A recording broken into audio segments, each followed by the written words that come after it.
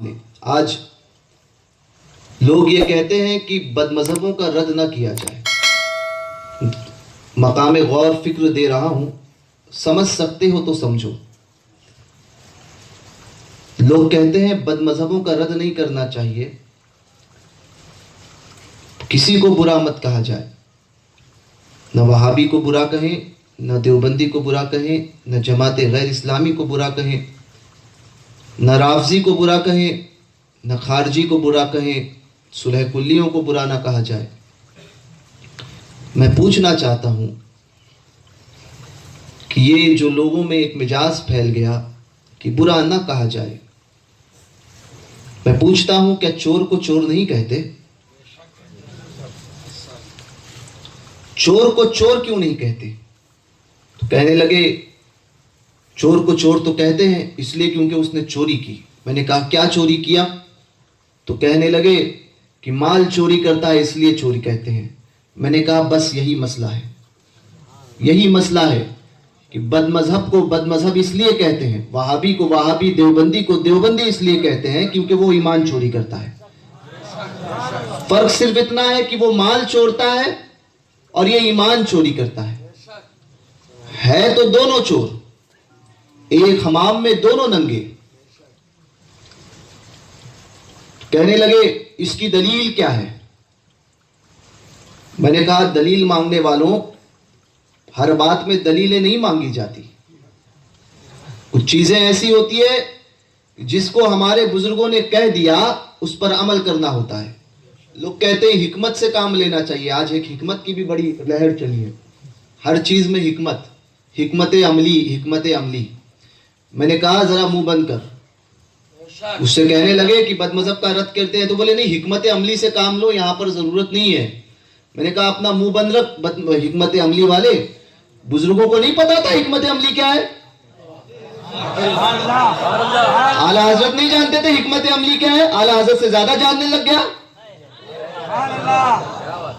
बदमज़हबों का रद्द न करो, शेर बेशे अहले सुन्नत नहीं जानते थे हिकमत अमली क्या है। मुहद्दिस आजम की चौचवी नहीं जानते थे हिकमत अमली को क्या है। ताजुश शरिया नहीं जानते थे हिकमत अमली का नाम क्या है? किसका नाम है हिकमत अमली? हमें सिखाते हो। जिसको कुछ नहीं आता वो कहता हिकमत अमली। अबे तेरी हिकमत तेरे पास रख।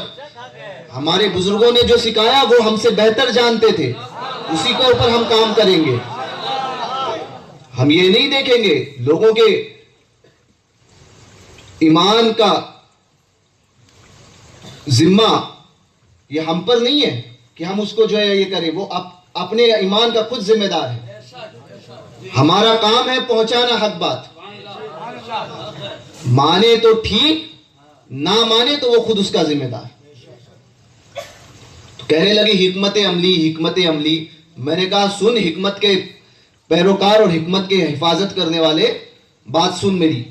मैंने कहा नहीं। बोले आज जरूरत है। मैंने कहा तू ज्यादा जानता है बुजुर्गों से। बोले वहाबी को वहाबी मत कहो, देवबंदी को देवबंदी मत कहो।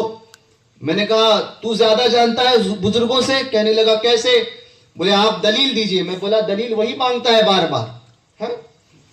मैंने कहा पैदा होने की दलील देते हो? तो बोले नहीं।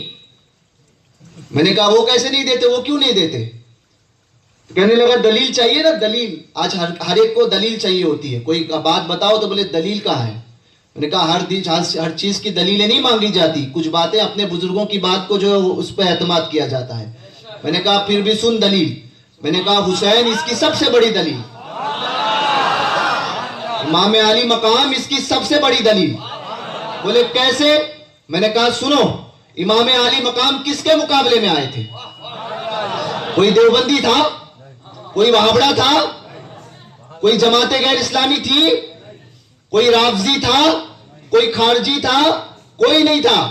कलमा पढ़ने वाले लोग थे, रसूल को मानने वाले लोग थे, अजान देने वाले लोग थे।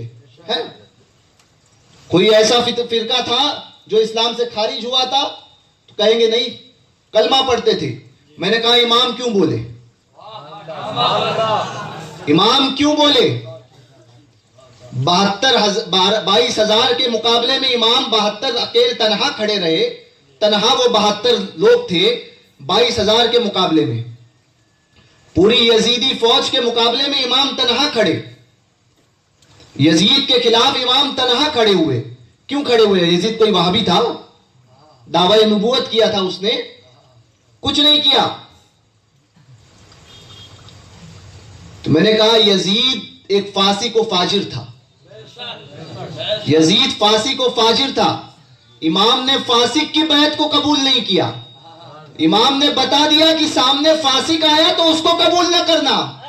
तो हमारे इमाम हुसैन के मानने वाले बुजुर्गाने दीन ये कैसे कबूल कर सकते हैं? जब फासिक को इमाम ने नहीं कबूल किया तो बद मजहब को हम कैसे कबूल कर सकते हैं? समझ रहे हो बात? जब सामने फासिक आया तो फासिक को फासिक कहना यह इमाम की सुन्नत है। फासिक के फिस्क को आज को लोग कहते हैं किसकी सुन्नत अदा करते हो? मैंने कहा इमाम की सुन्नत अदा करते हैं। फासिक को फासिक कहते हैं, बदमजहब को बदमजहब कहते हैं, इमाम की सुन्नत को अदा करते हैं। इसलिए कि इमाम ने तो फासिक को फासिक कहा था, यजीद के फिस्क को कबूल नहीं किया, और तुम वहाबी की वहाबियत को कबूल करते बैठे हो और कहते इमाम हुसैन के नाम के, इमाम हुसैन के आशिक हैं। मैंने कहा इमाम हुसैन के इश्क का तकाजा यह है कि बुरे को बुरा कहो, बुरे को बुरा कहो, डंके की चोट पर कहो और कहो कि ये बुरा बोल रहा है और ये बुरा है इसलिए इसको बुरा कहते हैं, इसके अंदर ये बुराई है इसलिए इसको बुरा कहा जा रहा है। यही इमाम की मोहब्बत का तकाजा है। इमाम से मोहब्बत करते हो तो बुरे को बुरा कहना सीखो, बातिल के खिलाफ आवाज उठाना सीखो। ये ना देखो कि सामने कौन आता है हमारे मुकाबले में। इमाम ने यही दर्स दिया है, और ये दर्स और इस पर अमल माजी करीब में जिस जात ने किया है ना, उस जात का नाम हुजूर ताजुश्शरिया है। इमाम के इस पैगाम पर जिसने अमल माजी करीब में किया, उस जात का नाम ताजुश्शरिया है।